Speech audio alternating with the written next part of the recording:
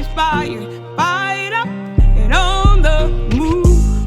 Yeah, yeah, yeah, yeah, yeah. From all the places and all the races, arm in arm now, upon our feet. Yeah, yeah, yeah, yeah, yeah, yeah, yeah, yeah, yeah. From all the schools and all the homes, it's time to take it. It's time to take it to the street. Gonna get militant up in here. Welcome to this week's episode of The Call, the program that calls you to take direct action, to participate in advocacy, to help work with our policymakers, or just take direct action. Take it to the streets, take it to your neighbor, take it to your community. Each one teach one, and let us move forward to deal with the climate crisis, environmental issues, and in creating a better world and safer and healthier communities. So our guest today is from South Carolina, and she works with the South Carolina Wildlife Federation, which is connected with the National Wildlife Federation. And one of our good friends who's a vice president there, Mustafa Santiago Ali, Dr. Ali. And so we're glad to have with us on this episode, Sara Green, who is with the South Carolina Wildlife Federation. How are you doing, Sara? Great to have you with us. I'm doing great. Thank you. Thank you for having me. I'm excited to be here and sharing with you today. Okay, wonderful. Now, all of us have different journeys, our show, we focus on climate and environment and health and a bunch of intersectional social justice and other type of issues. But all of us have taken many paths to get to where we are, where we're working together and sharing the same values and visions. And so why don't you tell us, a little bit about yourself? Are you from South Carolina? Some stuff about your background and how did you wind up at the South Carolina Wildlife Federation? Sure thing. I grew up in Ohio, actually, and Northwest Ohio, and our family did a lot of outdoor activities when I was growing up. We took a lot of vacations, did a lot of camping and hiking. And so I got to see a lot of different areas around the country that way. And on one vacation up to Maine, I just fell in love with the ocean and decided I wanted to be a marine biologist. And it's kind of hard to study the ocean in Ohio. It's not a coastal state. So I started looking a little outside of Ohio and came to USC in Columbia to study marine science, and just fell in love with the Palmetto State. Also fell in love with another marine science student, my husband, and so have stayed here in South Carolina ever since. But while I was a student there in the marine science program, I was recruited as a volunteer for the South Carolina Wildlife Federation. And then I was offered a summer job as the office manager and answering the phones. And, back then we do a lot of faxing and typing and, a lot of that kind of stuff, filing. So that's how I started out with the organization, and I've been here ever since. So, Wow. So what I wanted to know about, because you talked about vacations, and I grew up in New York City.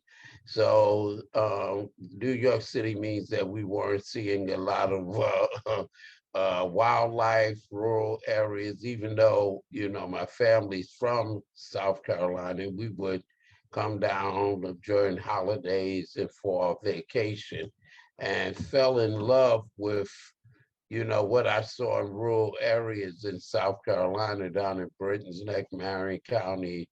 But also while living in New York City, because my parents came from a rural area. My dad was a farmer. We were constantly going to parks and, going to the beach. And we did, like you said, we did a lot of outdoor recreation and, just walking in the parks and the woods and that sort of thing. And so I'm kind of curious, did you live in a city or did you live in a rural area? I lived in a kind of suburban area, but Northwest Ohio has a lot of cornfields and soybean fields, and so the areas surrounding our town were very rural, and but we spent a lot of time outside as kids, and there were days when my mom would say, "Don't come back till dark," and we would be, just outside, and we had some woods next to our house, next to our neighborhood that we would just happily get lost in, and so that's some of my youngest memories from my earliest childhood is just being outside and really marveling at nature and everything from what was in the grass in our yard to the trees and the birds and everything. And so I want to be able to still connect kids and people of all ages with that same kind of just awe of nature and our natural world. So what exactly is your position with South Carolina Wildlife and what do you do now? So you managed to move to a state where you could enjoy rural life and rural living and appreciate all that you get in that environment, but you're also close enough to the beach to do marine biology work. So That's right. what was that evolution like? And do you still deal with water issues? Do you deal with plants? And what's the mixture of the work that you do? Right.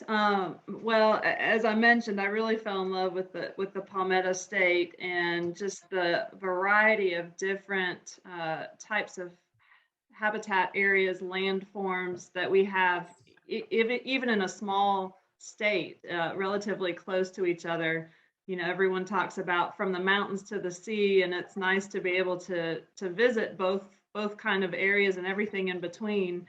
And so at the South Carolina Wildlife Federation, our work really, reaches every corner of the state and all different habitat types, different types of wildlife. Some wildlife that are here year round, live their whole lives in South Carolina, and some that just migrate through on their migration routes. So we might just be a stopover point as they're heading further north or further south. So, but either way, the wildlife really need, lots of good habitat for their lives. And so, for most of my time here at the Wildlife Federation, I was the director of education and doing lots of different programs to connect people to nature and help folks to learn how to enhance wildlife habitat with gardens or replanting trees in the woods or things like that, or just learning about birds and counting birds, doing citizen science types of activities, and getting involved in some of our advocacy work as well. So as just in 2019, I moved into the role of executive director, and so I still get to do all the some of the education programs and get involved in those, as well as go up to the State House sometimes, and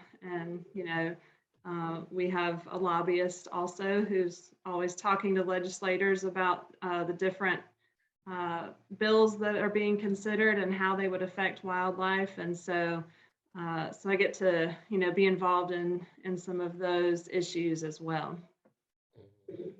Right, and you mentioned educating people about nature, and that is something that, unfortunately, and particularly with folks becoming more and more engrossed in technology and being indoors more, because my parents too, not only did they sometimes tell us stay out until the sun started going down, a lot of times they had to make us come in because we love being outdoors. We love being in nature. Like you said, if we just had a stick, we would dig in the ground and find all kinds of bugs and life under the soil that we walked on every day.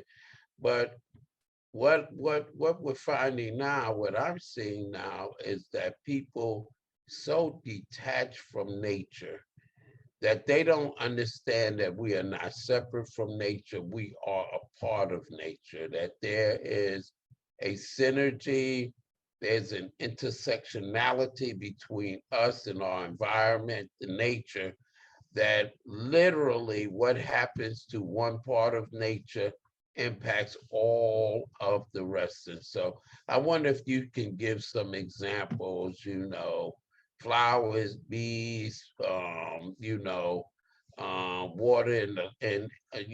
creatures in the water, wetlands. What are some of the things that happen when we don't protect nature, and how can that impact us?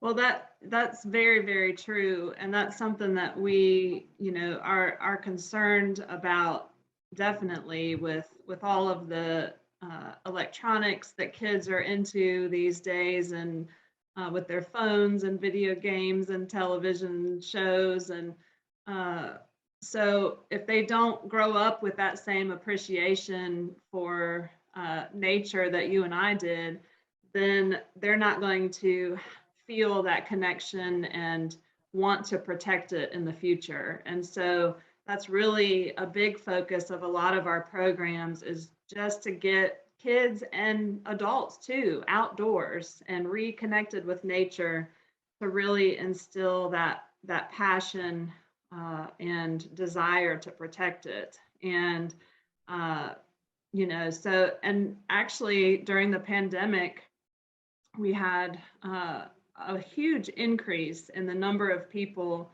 who were, of course, at home, and all of a sudden kind of started noticing the nature in their neighborhoods and in their backyard, and would call us and want more information about the birds that they were seeing, or the lizards or the snakes, or just whatever kind of wildlife they were seeing and curious about, just because everything kind of slowed down a little bit, and folks kind of took the time to reconnect. And so that's really exciting for us. And so we have lots of different ways to get folks engaged. But you're right, if we don't take the time to really try to reconnect with nature, there's a lot of things that can fall off. And you mentioned I think bees and flowers and things like that, and bees are pollinators, as well as butterflies and hummingbirds, and even bats are also pollinators. And our pollinators have had a huge decrease in the last several years, and they are so vital for our agriculture, for the food that we all depend on to be able to eat. So if we don't have pollinators, we're going to have some significant and very severe food shortages in the future from different crops and things like that. And so, one thing that we try to do is teach about native plants that folks can put in their own backyard, or even in a pot out on a porch, that will help the pollinators and reestablish those populations, so we can, so it can have a positive impact on our agriculture and things like that. Absolutely. And as you said, even small gardens. So if if you have a garden, if you have a farm, if you're just growing some things in pots, and if our pollinators, if all the honeybees disappeared, I understand scientists said there probably wouldn't be any people on this planet, or a whole lot fewer people on the planet. And so, when people see a bee and they think, "Oh, the enemy," and they kill it. No, you're actually cutting off. You're diminishing our ability to produce food, and there's things you can do. I know I have some milkweed seeds that I told my wife I want to plant near our garden space because it attracts butterflies and insects who will pollinate our garden, and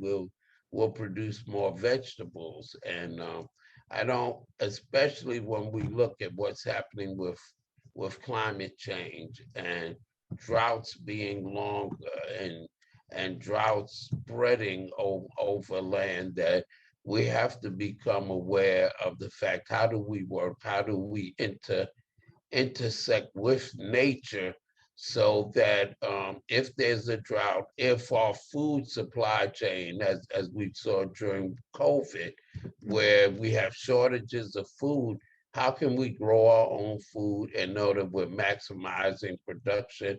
It's by knowing about those plants and those insects that are vital to us having food, for human beings and animals to live and survive. And so, and you said there's bushes, there's trees, there's flowers, you know, can you share some of the things that, I know I said milkweed, some of the things that can help? And because Sure, there's trees too, right?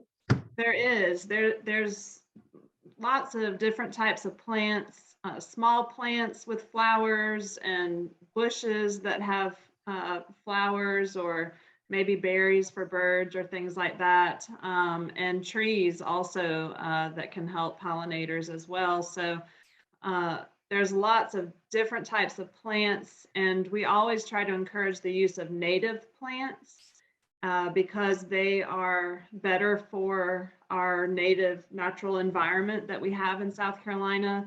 They're also a lot easier for us to maintain. So there's, seems like a win-win situation to use native plants. They're more drought tolerant, which a lot of times we see that those kind of conditions in South Carolina. They're more heat tolerant.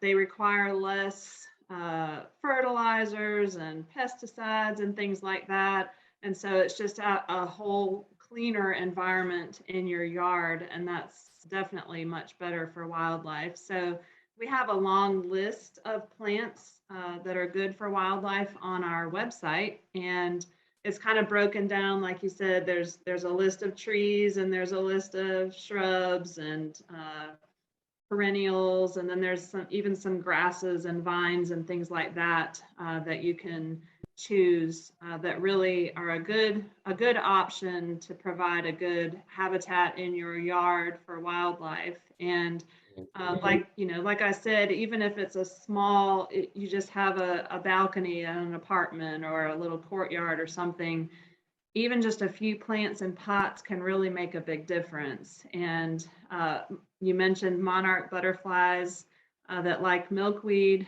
They're a species that migrates, and so they need those types of plants, milkweed and other nectar sources, all along their migration route. So even just a little pot with some milkweed in it, or some flowers that have nectar for them, really helps them on their journey, and it really does make a big difference. So we just try to encourage folks, whatever amount of space you have, and then if you encourage your neighbors to do the same thing, it just multiplies the impact that you are having for wildlife and gives them a whole lot of stopover points on their journey. So there's a lot of things like that we can all work together to really have a bigger impact. So, and then along with the National Wildlife Federation, we have a program where you can have your yard certified as a wildlife habitat.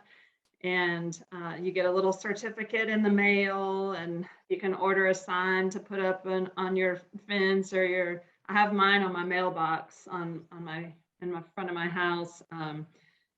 And then you can also do that same type of thing at schools or businesses. There's a certified habitat at the library down the street. And churches, there's all different, any place that has green space enough to put in some shrubs or, plants like that, can be a certified wildlife habitat. And like I said, even if it's just on a balcony or a courtyard or something. So lots of good ways like that to get involved and to educate your neighbors and your community members about it as well.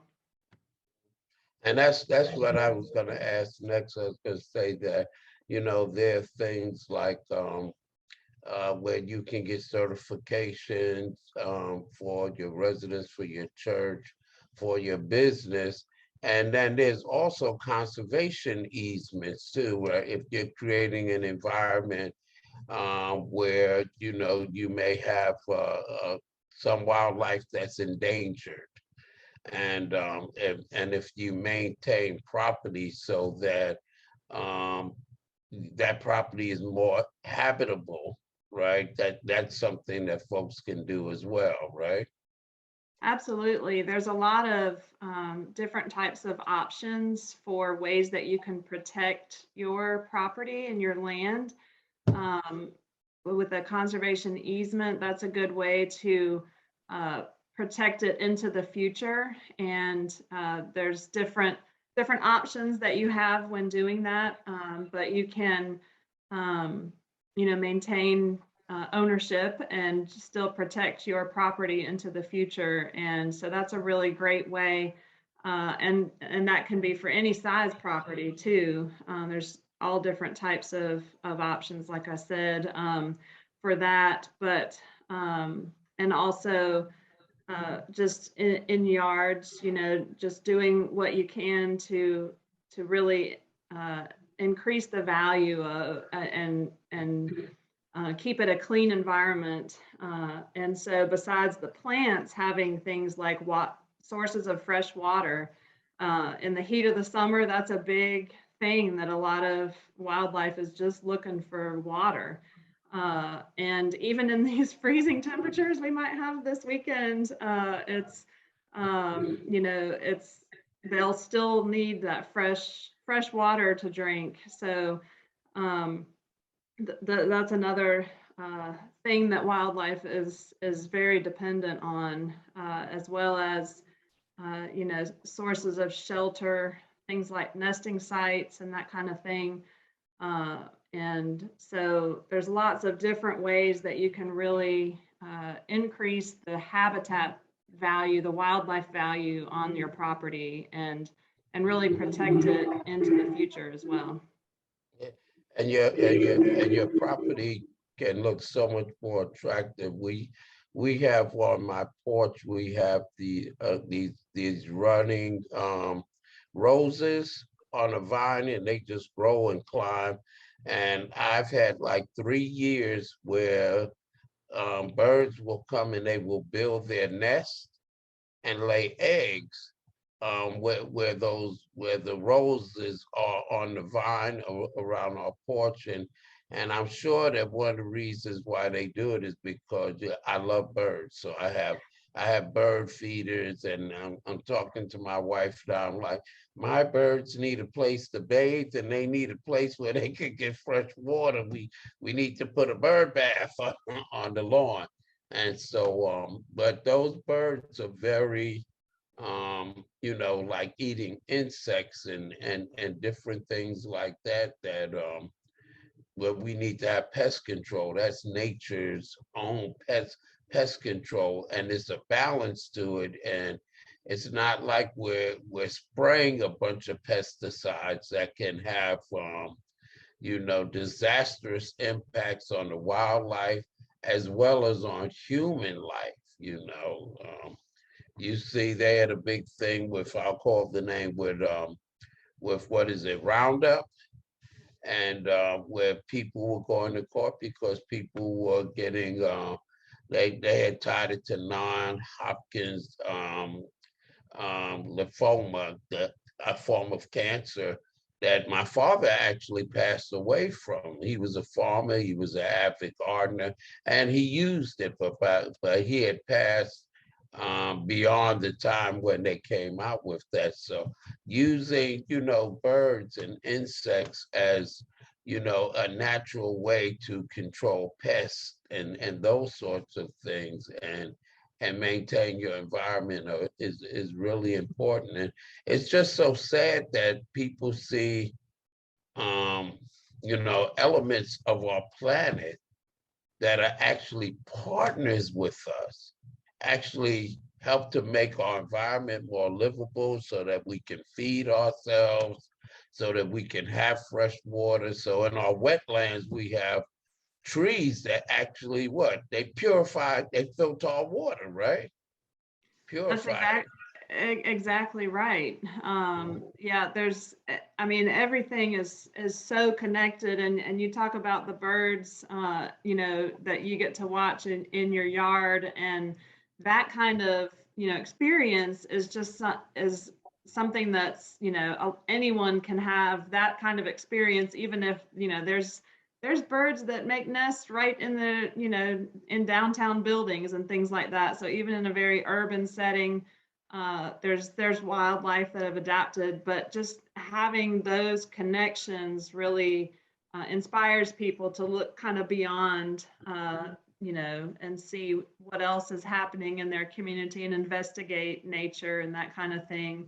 And everything in nature is so connected, like you said. And so the birds are eating the insects. Actually, about 90% of our songbirds' diets is insects. And so they're eating a ton of insects. And so, you know, when you also mentioned pesticides, when we are spraying pesticides, even if it doesn't kill the insect, which it does a lot, so that diminishes the food source. But then if the bird eats the insect that's got pesticides on it or in it, then that just kind of builds up in a bird's body and eventually, will be toxic to that bird or anything that would try to eat that bird. So it just kind of builds, all throughout nature. And so it really, makes even, other kind of pesticides like rat poison or things like that. There are hawks that eat and owls that eat mice and rats. And if they have ingested that kind of poison, then it's in the owls and the hawks and eagles and all different types of really majestic birds that we love to see. And so there's so many things that it can just kind of keep impacting throughout wildlife when we do those things. But like you mentioned, having trees in our area helps to really just kind of just keep the connection, the natural healthy ecosystem for sure. And just spending time outdoors has been shown for humans to relieve stress and anxiety. For students that are able to spend time outside, it improves their test scores and behavior and things like that in schools. So there's so many health and mental wellness benefits to humans just being outdoors. And so having a good, clean environment and green spaces and things like that we can all visit and enjoy is really just critical to our quality of life, as well as the wildlife that we all like to enjoy and watch in our backyards. And you mentioned green spaces, particularly in urban areas, and see a lot of our poor communities. You go to, I can literally ride in a car and go through a neighborhood and tell you, not even looking at the housing or people or what kind of businesses are in those communities, which also can identify whether a community Is an affluent community? Is it a low wealth community? Is it a middle income community? But you can just look at the parks, because in low wealth communities, you'll see what's called a park will have a lot of asphalt, it'll have a lot of concrete. You might see a playground for children and some basketball courts and some fencing, and that's it. And one of the things that you said that is so important, that when we have green spaces in communities, people are healthier, those communities are cooler. So you have what's called islands, and like during Hurricane Ida and other times when the electricity goes out because of the hurricanes and climate impact, and it gets too hot, the trees and other foliage helps to cool areas. And when you don't have that, unfortunately, we've had lives that are lost because there's not enough green spaces. And then again, you said something, children have better grades. They have better grades. And so you might not be able to have a botanical garden like they have down by Myrtle Beach. And growing up in New York, you know, we went on field trips to the Brooklyn Botanical Garden and the Bronx Botanical Garden, and loved it so much that, even when we got older, sometimes, you know, one of the best things you could do that a young lady liked was to say, let's go to the botanical garden and see the flowers and get under the trees, and let's pull down the blanket and have a picnic. So Mhm. it's more relaxing. People are less stressful, and we really need to look at how we can develop more green spaces in communities. And then, tell the children, let the children know what kind of plant this is and what does the plant do. So all of this is really important, especially, and I like for you to talk some about climate change, climate impacts, and I'll share this. I remember after Hurricane Florence, and we were at the church, and my wife and some of the members called me, and they said, Rev, you come on, you got to see this. There was a huge hawk, a huge hawk sitting on the rail by the front door of our church. And I mean, it was so big, it was frightening. And I knew good and well that that was not that bird's natural habitat, but something happened during that hurricane that drove it out or something like that. So why don't you share with us some from your organization's perspective, what are the impacts of climate change doing to wildlife? And while it's impacting wildlife, of course, as we've already established, it's impacting our lives and our health as well. Right, right. Well, I mean, climate change is, we're seeing the effects of it, every day here in South Carolina. So it's not, a far off kind of an issue. It's right here, and there's sunny day flooding along the coast because of sea level rise. It's impacting farmers' fields along the coast because of seawater infiltration into the groundwater, and it's impacting different wildlife. I talked before about migration routes, and some of their migration patterns are changing because of climate change. And you may think, well, that doesn't matter so much, that can just shift a little bit, but it doesn't always match up with the shift of maybe their food source, or what they other things they depend on. So there may be like a hummingbird, for example, that migrates over great distances, but they need the flowers to be blooming in the places where they're migrating. And if they, get off of that kind of a track or schedule, because of differences in weather and long time climate, differences.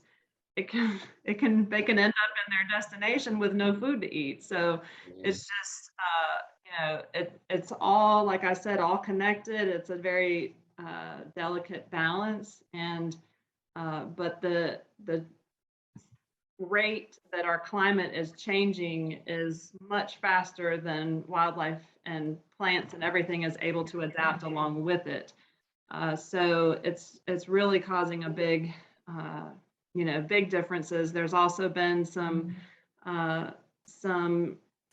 impact on different, pests like ticks and things like that, that all of a sudden are impacting deer or other kinds of mammals that weren't before, because now their range has expanded because of climate change. So there's just all different types of things like that are being impacted, besides the more frequent and stronger storms and hurricanes, things like that we're experiencing, and the incredible heat in our cities. So there's so much, that it impacts and reaches lots of different corners of our lives. And so, the more that we can do to kind of offset some of those impacts will really make a big difference. We talked about planting native plants and that kind of thing. Having the green spaces and keeping wetlands intact really makes a big difference in storing floodwaters and helping with drainage when the storms do hit. So so it's so important, that we keep those. We call it natural infrastructure, but basically, the green areas, the woods and the fields, meadows, things like that, and the wetlands areas, not just paving over them for a new shopping center or, building on top of them, but Or cutting down too them. many logging. Right, cutting down too many trees, and all of that just really just makes the problem worse, instead of letting nature, work together to really help with the drainage and storing of floodwaters and things like that. So it's all part of the balance, and so Mhm. And we see some now, because I didn't read the entire article, but I saw where there's some kind of epidemic among deer now, where the deer are getting sick. It's something that's impacting them.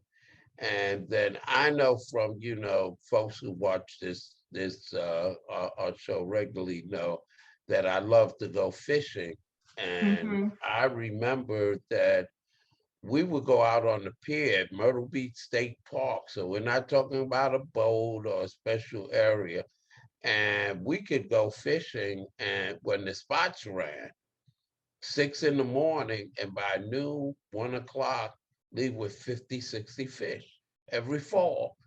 But as the waters have warmed up, I guess, I'm sure from climate change, that you can't catch fish like that anymore in South Carolina. And a lot of people who I know and my family members know, who would wait until October and November to go fishing for spots, we started going up to North Carolina, where it was a little cooler and the fish would come in closer to shore. Because with the warm water, the fish would, they would stay out in the deeper, cooler water, and you could forget about, unless you took a boat out in the Murrells Inlet or something, being able to catch a large amount. But now I have a sister who lives in Virginia, and now lots of folks, including myself, if we go want to fish for spots and get a good amount, to last through the winter and share with people, we have to go up to Virginia to really know. So what happens is that the fish or the birds or whatever, when they find that along their usual migration route, that they're not finding food, or the environment, the temperature, the water, whatever is not, or how you talk about seawater intrusion into freshwater sources. Well, those wildlife that they have to either go somewhere else, or they may not survive. And so we're actually changing the trees, the insects, the animals, the fish that are, that we need to keep our balance. Isn't that right? Absolutely. And some animals can just move further north or something like that. The fish that you talk about, or birds, their migration patterns. But what about, in a freshwater lake or something that they can't just just move? They can't jump out of the pond and flop their way Right. somewhere else. Yes. So, I mean, there's a lot of, instances like that where they're kind of, or other types of habitat areas that are very confined to that area. And if it gets too hot there, or something else changes, that they just can't survive.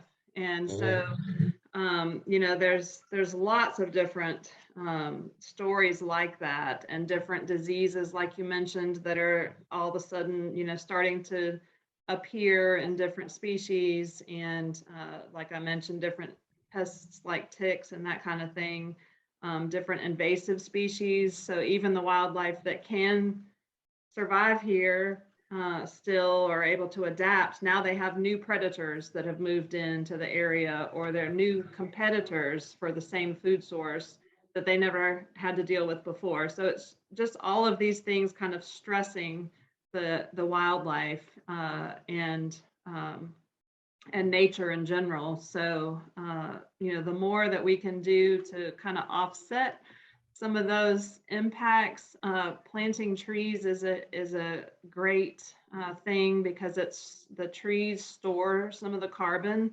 that leads to climate change. So having that the trees for that reason, as well as all of the things that we talked about, the wildlife value and our own mental health value, and helping to store and drain off some of the flood waters and things like that. So there's so many different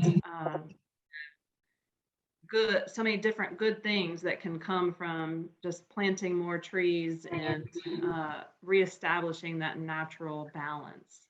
Mhm. And I've seen, we went to the Council of Partners, didn't go last year. We went to the 25th COP that the United Nations had in Madrid, Spain. And I remember that as we were walking to get on the subway to go to our lodging every night, there was a huge sign where it said, scientists are predicting that if we don't take better care of the environment, if we don't address issues around climate change, that we may lose up to 6 million species on this planet.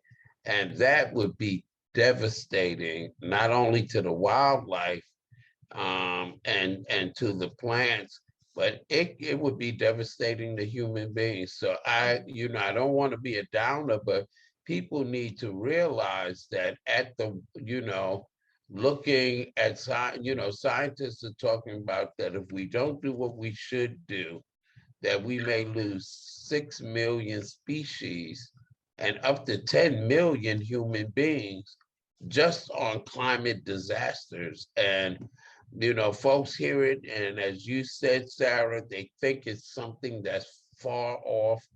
In 2021, we had 7 major climate impacts just in the United States, 7 of them that cost at least $1 billion. And so now when you hear that, we're just hearing about the damage that's done to property. and you layer on top of that the damage that's being done to wildlife, to our forests, and to our other natural environments, we really, and we're asking people to really look at what can you do to help preserve, our wildlife and our natural environment, because it may not impact us who are talking and watching today, but if you love your grandchildren, generations to come, we have to make sure that we're not leaving a world to them where they're struggling to eat and find clean water and just have places that are not, inhabitable because they're too hot or they're too cold. And so I wanted to throw that piece in because a lot of people, because of their disconnect with nature, they hear it and they don't think that this is a major concern. But we're talking about life as we know it on this planet, for everything, for forests, for grasslands, for meadows, for mountains, rural areas, urban areas, etc. And so I hope people are taking notes, and thinking about some of the things that they're doing and how they don't see lightning bugs like they used to.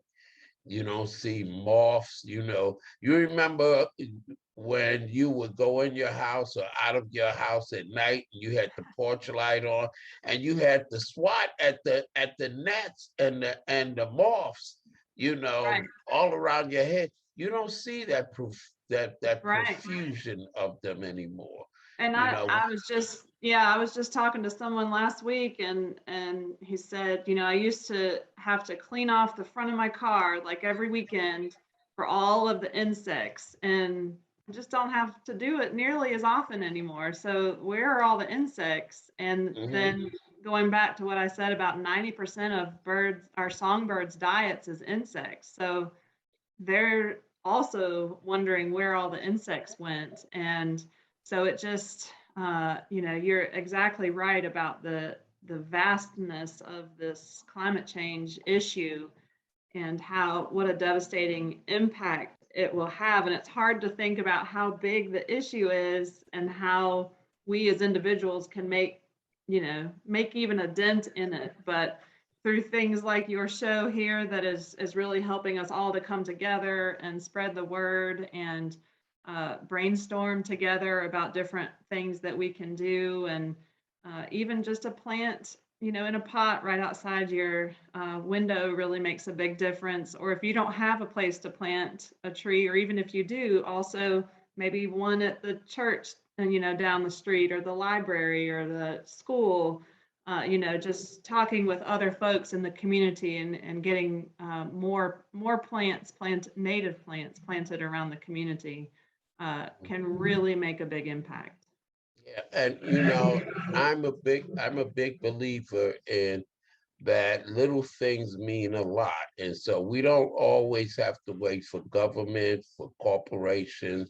If everyone did a little something to aggregate the totality of the solutions that we put into place can have a huge impact. All we have to do is do the little bit that we can, each and every one of us, and we can have a huge impact, positive impact. And so Exactly right. I'd like to talk a little bit too in our final minutes about a project that we're working on with South Carolina Wildlife Federation and National Wildlife Federation down in Britain's Neck and in the city of Florence. In the city, in the urban area, where we're getting ready to plant some trees so that we could help deal with flooding and heat islands and those sort of things, as well as beautification. And then down in Britain's Neck, where we've identified the areas, and thank you for coming down and being an awesome partner, Hmm. identified the areas where the flooding is starting and where the flooding is the worst. in this community that has had to have people evacuated 3 times in the last 6 years. And we're talking about also the entire community, like 2,000 people during Hurricane Florence and the damage that's being done. And how, talk a little bit about, the trees and what we're looking at doing there, not all at once, but in the future with these seedlings and how we are trying to mitigate and lessen flooding, etc. Right. Yeah. I'm so excited to be a part of this, not just talking about it, but getting out and doing it and getting our hands dirty and, putting in these trees. And so we've got a couple different types of native trees. Some are smaller, some are larger trees coming through a program from the South Carolina Forestry Commission and paid for by the National Wildlife Federation to get 1,000 trees planted in February and March in Britain's Neck and some in Florence as well. And so they'll really make a huge difference in, offsetting the effects of climate change there and helping with the storage and drainage of flood waters when the next storm does come. So we're really excited to be a partner, an active partner in this, and are looking forward to gathering with volunteers on February 5th and Put the plug in. Put the plug in. Yes, subsequent Saturdays too. And so, and homeowners can also come and pick up a tree that they can plant with their family in their yard. And we'll be planting and planting and planting all around the community with a lot of volunteers. And so, the more the merrier. We'd love for some folks to come out and help with this project and learn how to plant a tree. And not everybody knows how you plant a tree, and so we'll be teaching folks about that and handing out some educational materials as well. And so then you can go back to your own town, your own community, and do the same thing. So we're really excited about this partnership for sure. Yes, absolutely. And then they're indigenous, they're native trees, and they are trees that absorb a lot of water, that are able to live in moist areas, et cetera. And we're really excited about partnering with the South Carolina Wildlife Federation on this. And we want to do some more things. Now, that's not the answer by itself. So to our policymakers, our governing bodies, we still have to deal with